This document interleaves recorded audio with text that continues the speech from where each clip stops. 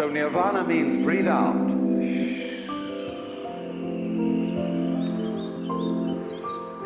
What a relief that was.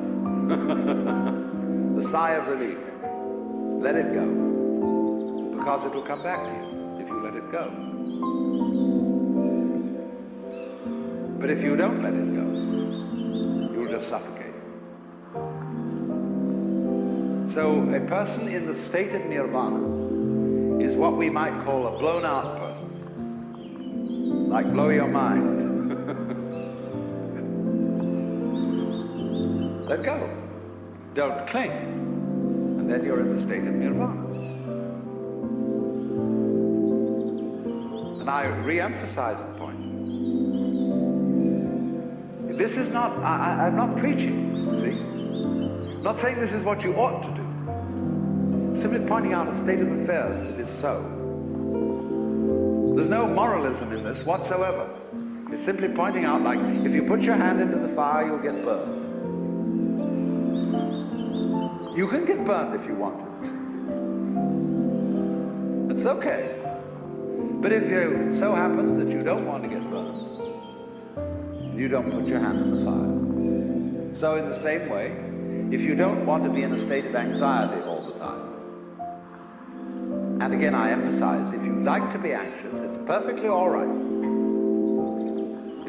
See, Buddhism never hurries anyone on. They say, you've got all eternity through which to live in various forms. And therefore, you don't have just one life in which you've got to avoid eternal damnation.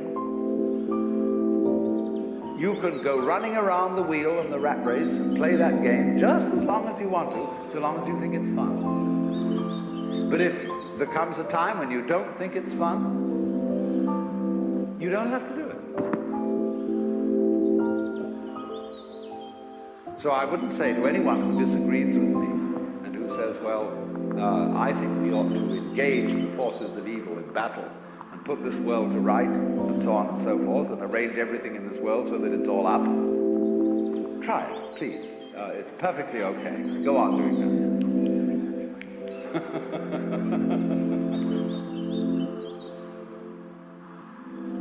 But if you see that it's futile, then you can let go.